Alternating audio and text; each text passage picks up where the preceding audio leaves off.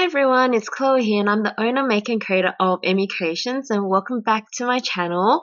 So this is a video that many people requested after I did my video about how much I earned, and you can also find that video in the tab above. But today's video is basically a comparison between running an Etsy store versus running your own website, and in this case using Wix. So just want to say this video is not sponsored by anyone at all, but it's just purely just a comparison video between Etsy and Wix. And for me to add any little comments about my experience with using the two platforms to sell my patterns, my physical toys, and my kits, and other little handmade goodies as well. So there are actually 8 parts to this video. Well, not parts, but I've broken it down into 8 categories, and I'll talk through each of them and what I think about, the different cost situations, the SEOs, the traffic. So those are some of the things that I'll go through, but it's going to be a pretty in-depth video talking about the differences between Etsy and running your own website. So rather than continuing to ramble, I think I should really get straight into this video. So the first thing I wanted to talk about is cost, and it's no surprise that with Etsy, Etsy charges quite a lot of fees, and everybody kind of knows that. They kind of have a reputation for that now. So for people who don't really know, when you list an item, you are actually charged 20 cents US dollars every time you list a new product onto your Etsy store, and every time you renew that product as well. And there's the 6.5% fee of your sales that Etsy also takes, and they say, this fee is to improve, seller experience, them helping you to drive traffic to your stores, the SEO. So the reason for those fees is obvious because Etsy does do a lot of work to drive traffic to our businesses. But with any case, it is a very large number, and it used to be at 5% until they increased it during COVID, I think. Don't really remember when they increased their fees, but it used to be 5% and then they increased it to 6.5%. The other thing is they also charge 25 cents for every successful transaction, and not many people know about that. If you own an Etsy store, you can go into your payments transactions, and you can actually see these transactions as well. So yes, they do charge 25 cents on every successful transaction on top of the 6.5% of your total sales as well. And on top of that, they also charge the transaction fees. They also charge processing fees as well. And also, if someone purchases an item through an offsite ad, even if you haven't set up an ad yourself, but Etsy sometimes does that for you. So if someone actually purchases it from an offsite ad, then you also get charged a fee for that as well. Not quite sure what the percentage is, but sometimes I would check my payment transactions and I will see that people have purchased my patterns or my toys through an offsite ad, and there will be a fee next to it. I haven't figured out the percentage or the cost of that, but it does happen. And on top of all the transaction fees, the processing fees, the offsite ad fees, and also just all the fees that you can think of through Etsy, there's also a GST as well. So you can also find that GST payment summary in your Etsy store as well, especially when you need to find that statement for tax purposes. So it's all on Etsy, but these are the costs that Etsy actually take from your store and from your earnings. And it's not just purely just that 6.5%, it's actually more than 6.5%. So if you do the maths and you check your numbers, it's probably almost close to 10% that Etsy actually takes from your sales. And it's a lot. It's not a small number, and that is actually the main reason why I actually jumped over to opening my own website through Wix. So I actually started my Etsy store first in February of 2021, and then I started my Wix store in November of 2021. So it was over roughly almost 10 months before I actually decided to open my own website. And the main reason was because of the cost of Etsy and me realizing that Etsy was taking a large chunk of my earnings, and I wasn't too happy about that, obviously. So talking about Wix. So with Wix, when I subscribed to Wix, it was fairly cheap. It was $300 for my initial subscription fee for the year. But now that I've used Wix for over 2 years, my subscription fee has increased to $530, which is not too bad considering how much Etsy has taken, which I think from my previous financial year was roughly around $6,000 from Etsy in fees. So Etsy took $6,000, which is not a small number. It's actually really big. And then in terms of my Wix store, my subscription fee was only $530. My domain fee, so my domain is my website link, which is emmycreations.com.au. So you need to pay for that domain. So that was roughly close to $100. It was less than $100. So that altogether is less than $700 compared to the thousands of dollars that Etsy has taken in terms of fees. And then with the transaction fees, so I use PayPal and Stripe. So PayPal is, you pay through PayPal, and then Stripe is for people to pay with their credit cards or debit cards. And the transaction fee for PayPal is 1.75%, and for Stripe it's also 1.75% plus 30 cents for every successful transaction.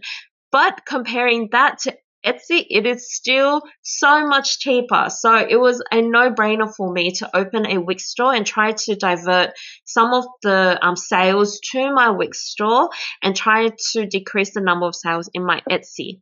Obviously, I still have both. I still have my Etsy store and my Wix, only because I have new buyers who are, shopping on Etsy, and they are constantly looking at, my store on Etsy instead of my website. But my sales, as you have seen in my previous video, my sales for my website has increased quite a bit over the year.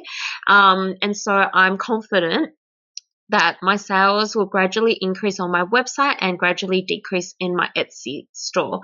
It hasn't really happened. I think with Etsy, it's still, fairly steady in terms of the sales. So it hasn't dropped too much, but I am seeing a rise in terms of people purchasing from my website. And this is purely from marketing, and I'll talk about that a little bit more later on in this video.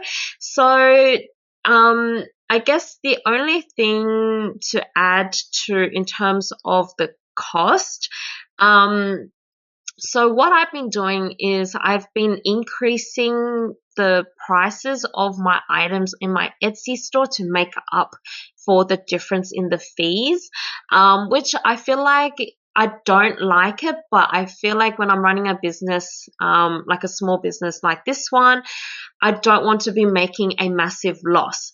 So unfortunately, I do increase my prices a little bit on my Etsy store, and I do make my items cheaper in my website, and I make that known. I make that very known on my Etsy store, and also my links in my Instagram and my social media. I do tell people that my prices are more expensive in my Etsy, and I always divert them to my Wix store, and people are aware of the high fees from Etsy, so they completely understand, and they usually do jump over to my website to purchase my items. So hopefully as I sell on both platforms, the more I sell, hopefully people will purchase more from my website rather than my Etsy. So the next thing to talk about is SEOs, which is search engine optimization. So I'm not an expert in SEO, so I'm not going to dive into SEOs for this video, but I'm just going to talk about what Etsy does and also what Wix does. And what the difference between the two. So in terms of Etsy actually does most of the SEOs for you. You do have to do your own bit of homework in terms of the SEO. So when you put a listing up on Etsy, they will ask you to put tags in, you have to write a description, you have to basically fill in the blanks for the SEOs to work on Etsy. And for me, when I started my Etsy store and when I had more listings in my Etsy store, I actually used an online system called Marmalade, and I mentioned this in my much earlier videos that I use this, and they have a 30-day free trial, and they basically check, how your SEOs are going in your Etsy. And so they basically run through your listings and give you a grading from A to E, I think. I don't remember what the grading system is, but A means really good and E means really poor. So basically Marmalade will just go through, your listing and tell you that, you may not have used all the photos, or you haven't posted a video with it, or you're not using the right long keywords, you're not using all the tags, for example. So Marmalade will do a grading system to tell you the performance of each of your listings on Etsy, which is pretty good, but they do have a subscription fee of, I think, $19 per month. I'm not sure if that price is still the same. So I used it for 30 days. I just used the 30-day free trial, which helped me a lot into understanding how I can improve the performance of my Etsy in terms of SEOs. But like I said, Etsy itself does a lot of the SEOs for you, and you just really need to fill in the blanks. And I can talk a little bit more about that in a future video in terms of how to, increase traffic to your Etsy store, for example, if that's something that you would like. And if that is a video you would like, definitely let me know in the comments below. But yeah, so Etsy does most of the SEOs, whereas with Wix, you need to do all the SEOs on your own. And when I first realized this, I was totally out of my depth. I had no idea what I was doing. Luckily for me, my hubby knows a little bit about SEOs, and so he kind of told me what I need to fix on my website and told me what I had to do. But he also found that Wix actually has a really great support section in terms of improving your SEOs. And so I was reading all the blogs and reading everything on that Wix help section to, give me an idea of what I have to do to improve the SEOs for my Wix website. And again, if you want me to do a video about how I'm working towards improving my SEOs for my Wix, let me know in the comments, and I will hopefully do a more in-depth video about that. But one thing that I did do at the very beginning when I started to realize what SEOs were, I started to use the similar long keywords for my Wix that I used for my Etsy, using similar. So with Wix, there is no tag section, for example, so it's purely based on your description and also, the long keywords that you use and the images and a lot of little bits and pieces that you have to do on your own for your Wix website. But in terms of long keywords, I applied the same keywords that I used from my Etsy after it's been tested through Marmalade to see the performance. And if the performance is great, then I would copy those keywords into my Wix website as well, which is what I did initially. But yeah, besides doing just long keywords and just using tags, there's a lot of work that you have to do behind the scenes to improve your SEOs. So unfortunately with Wix, you need to do all of that yourself. Fortunately for Etsy, you don't have to do too much, which also explains the fee side of things. So yeah, so that is one thing that I'm still working on for my website, and hopefully if I can, improve the SEOs on my website, then people will find me through Google searches much easier, and then they would go to my website rather than my Etsy store. And you can actually check this. You can Google, your store name, for example. If Etsy store comes up first, it means the SEOs for Etsy is working better than your website. I think for a long time when I did Google Emmy Creations by Chloe or just Emmy Creations, my website did not pop up at all. I had to go to the second or third page of Google searches to see my website. But now it's improved a lot more. Like when I type in Emmy Creations by Chloe, Yes, my Etsy store comes up first, my Instagram comes up first, my Facebook page comes up first, but you will find my website on the first page at least. So yeah, so SEOs is very important and not many people know about it, and I myself am not an expert about it, but I can only tell you in terms of comparing Etsy and Wix, Etsy does all the SEOs for you and Wix you have to do it yourself. And also in terms of SEOs is what drives people to your stores, which actually leads to my next topic, which is traffic. So in terms of traffic, Etsy is a massive online marketplace with millions and millions of users. So in a way, organically, there will be traffic going to your stores. Whether or not they purchase an item from their store is up to the user. But that and I've said this before, it really depends on how you showcase your listings through your photography, through your descriptions, through your tags, in terms of them finding you in that massive marketplace. But, Etsy has the traffic and, you may have to wait a few months or, maybe a few months. For me, I waited 6 months for my very first sale on Etsy, but that was because I didn't have a lot of listings on my Etsy store. As I added more items to my Etsy store, I gradually had more people visiting my store. And you can also check where people find your Etsy store. It could be through your social media. It could be just through searching on Etsy. For myself, most people do find me through just searching on Etsy. Whereas with my website, so the difference with my website is that I need to drive all the traffic to my own website. And that actually requires a lot of work. So what I mean by a lot of work, it's basically a lot of marketing on my end. And I actually do all of the marketing through my social media, so through TikTok, through Instagram, through Facebook, and through YouTube. And the way I do it is that every time I post an image or I post a story, I always put my website down instead of my Etsy. For example, in my Linktree profile, you would see that my Etsy store is on the lower end of my Linktree profile and my website is at the top. And I also indicate that it has cheaper prices than compared to my Etsy store. So hopefully, because it has cheaper prices, there is more an incentive for people to go to my website. So pulling traffic to my website than going to my Etsy.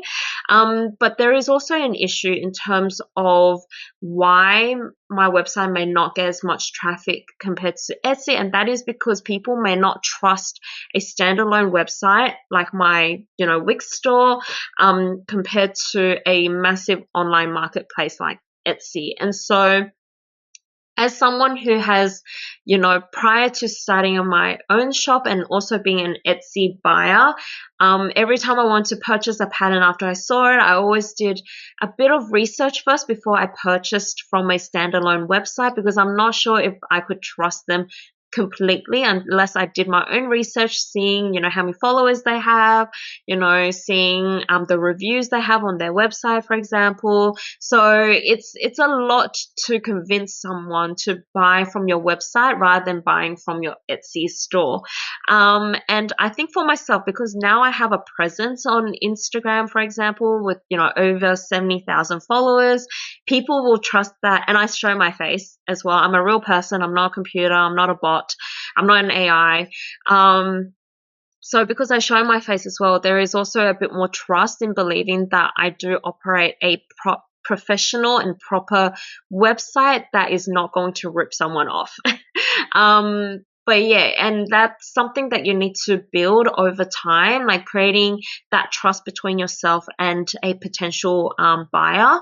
But yeah, in a way, I'm currently still working through, and I've said this before, trying to, increase the traffic to my website. And I've mentioned the tricks that I've done already, marketing a lot on my Instagram, but some subtle things I also do. If people find my Etsy store first, I also put down my website in my profile banner. You will see that I have a banner that says cheaper prices in my Wix website. I also place it in my listing as well. I always put on the top of my listing description, for cheaper prices, visit emmycreations.com.au, and I'll also put it in my announcements section of my Etsy store as well. So I kind of, in a way, trickle my website everywhere on my Etsy store so that people will see it and they will know to visit my website rather than, or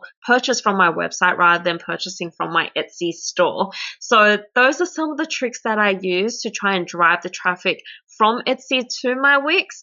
And honestly, I haven't had to do too much work to drive the traffic to my Etsy too much, so I haven't really worried about it too much at all. It's purely just trying to, maintain interest and drive traffic to my own website is priority for me. So hopefully, just based on some of the things that I've mentioned, you can probably apply that for your website as well. Making sure that you do market your website more than you market your Etsy, and also marketing, your website in your Etsy store as well. But yeah, it's, I guess in a way you can try and utilize the traffic that goes to Etsy, and I think that's what I'm trying to do, utilizing that traffic and diverting them to my Wix website. And then, so the next point that I'm going to talk about is ease of setting up shop. So for Etsy, it has its own standalone platform for you to set up shop, which is basically a template where you just have to fill in the blanks. So you just need to upload your own photos, your own videos, write your own description, put in your own tags. And then once you fill in all the blanks and you press publish, your listing is up online, ready for people to find and purchase. But when it comes to your website, it actually takes so much longer to build. It actually took me 3 to 4 months to build my own website from scratch. The good thing with Wix is that it does have a really great help system or help page to help you start setting up your website.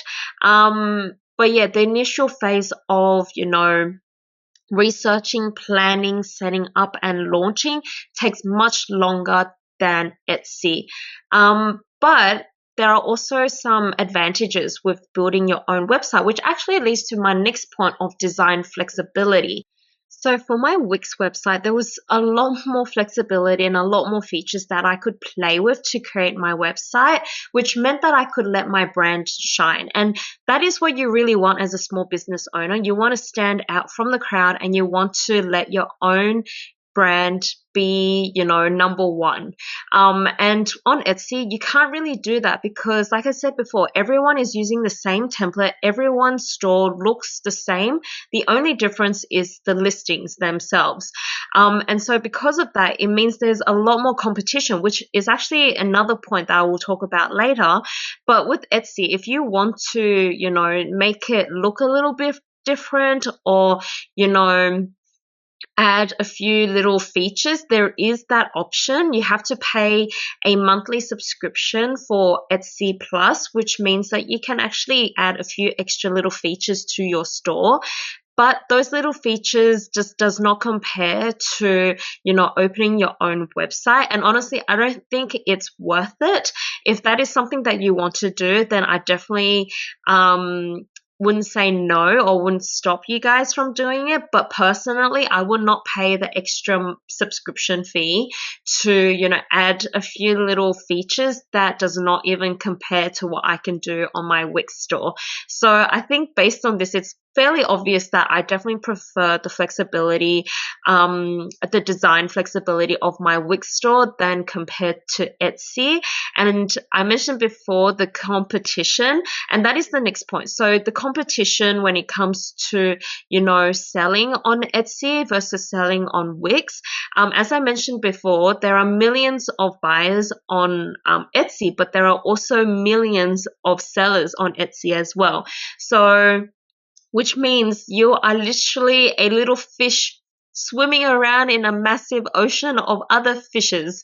And I don't even know if fishes is the right plural for fish, but so basically what I'm trying to say is that because it is a massive online marketplace with many sellers as well, it is extremely competitive. And one downside to Etsy, and I think it's an upside for buyers but downside for sellers, is that when a buyer goes to look at a listing, when you scroll down, they actually advertise or show similar items from other store owners or from other sellers. And so if someone sees your product but then sees someone else's product and they prefer someone else's product, it means that you lose that customer. And you know, as a seller myself, I don't want that to happen. I want people to, you know, purchase my product over another person's product. And so with Etsy, it's definitely a lot more competitive, and it means that you need to try and, you know, show a little bit more, you know, difference in terms of like your products, like how is your product different to another person's product, and trying to make it shine on Etsy is very difficult. Whereas, you know, with your own website, you don't have that distraction of other sellers, you know, products being showcased when someone is viewing your own product. You don't have that competition on your page. And so, you know, it means that you don't have to worry about that too much to try and outshine each other, I guess. But at the end of the day, you should really just focus on your own product and make sure that your own product is, you know, the product that you want to sell to your buyers. And, you know, Etsy at the end of the day is a marketplace, and, you know, it's hard to avoid, you know, being competitors with other sellers.